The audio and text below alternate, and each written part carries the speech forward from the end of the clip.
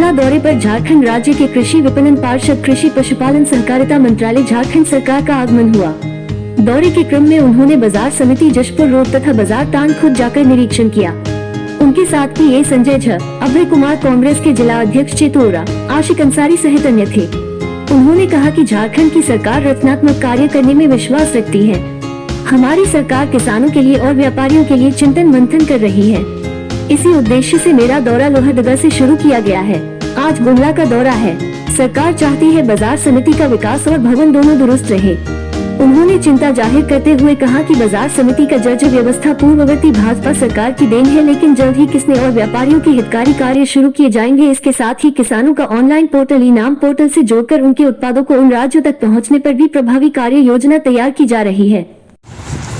नहीं, मुझे इसकी जिम्मेवारी मिली है सरकार की तरफ से। ये बहुत बड़ी चुनौती है और जिस हिसाब से हमें सूचनाएं मिल रही थी, हर बाजार समिति की जर्जर अवस्था में है, किसान वहाँ नहीं पहुँच पा रहे हैं। तो हम लोगों ने लगातार फिजिकल विजिट करके ये प्रयास कर रहे हैं कि बाजार समिति की स्थिति क्या है उससे अवगत हो और कैसे किसान का जो उत्पादित हो उसका मूल्य मिले। तो जब तक बाजार समिति विकसित और सुचारू रूप से सुदृढ़ नहीं होगी तब तक किसान वहाँ नहीं आएंगे।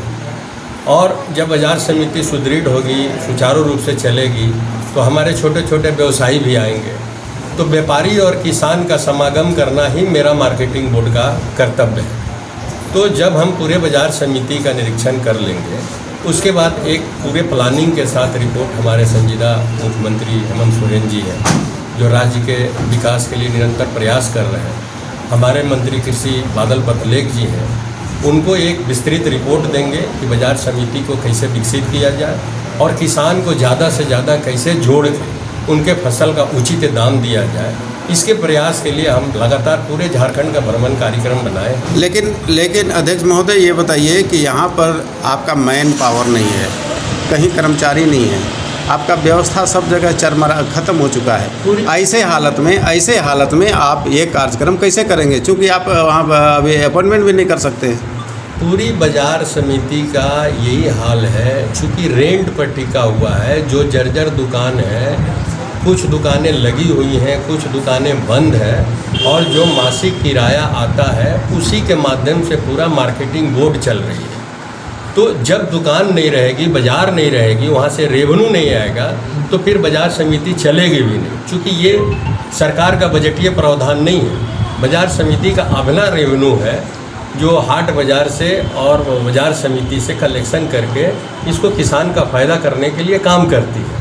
तो हम लोग इसका प्रयास कर रहे हैं। लेकिन मैन पावर नहीं है, कैसे कलेक्शन होगा? नहीं होगा, सब होगा। बिना मैन पावर के हो जाएगा? नहीं, मैन पावर भी आएगा।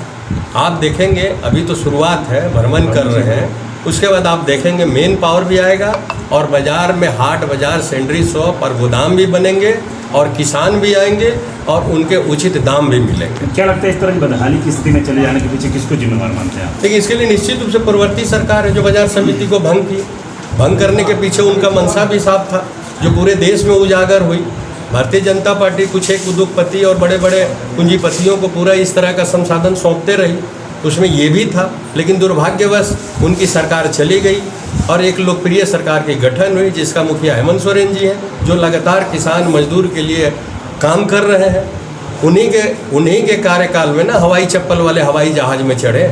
तो ये उनकी सोच है और हम लोग उसको आगे बढ़ाएंगे और आपको आने वाले 2-4 महीने में दिखेगा कि बाजार समिति कहीं ना कहीं खड़ा होने का प्रयास कर। लेकिन आप भी जगह हैं 4 साल के बाद। ये 4 साल और 2 साल का नहीं देखना है, ये पूरा सरकार का ही कार्यकाल तो 2 साल का रहा। 2 साल तो कोरोना में चला गया जिसमें कोई किसी को देखने और सुनने वाला नहीं था। उसके बाद 2 साल से जब गंभीरता से सरकार काम कर रही है तो भारतीय जनता पार्टी की अनुषंगिक इकाई भी है जो ईडी, सीबीआई और इनकम टैक्स लगातार सम्मान, लगातार नोटिस, जिसके पश्चात सरकार कहीं ना कहीं डिस्टर्ब होती है। तो उनकी तो मंशा है ना कि झारखंड और पिछड़ा रहे। जब आप 23 साल में 15 साल आपकी सरकार रही और उस समय आप झारखंड को विकसित और इतनी नहीं कर पाए तो आप लगातार अब डिस्टर्ब कर रहे हैं कि ये सरकार काम ना करे। और एक तरफ आप देखें उधर ईडी की नोटिस आती है और भारतीय जनता पार्टी के नेता निकल लेते हैं सड़क पे कि भ्रष्टाचार है तो मुख्यमंत्री को जवाब देना होगा। ये तो गठबंधन के चलते हो रही है ना, जो उनकी अनुषंगिक इकाई है। आप काम पे पूछो ना कि क्या काम नहीं हुआ है, तो भारतीय जनता पार्टी इस पर नहीं बात करेगी। वो ईडी सीबीआई के सहारे ये चाहती है कि सरकार अपदस्थ हो। ऐसा तो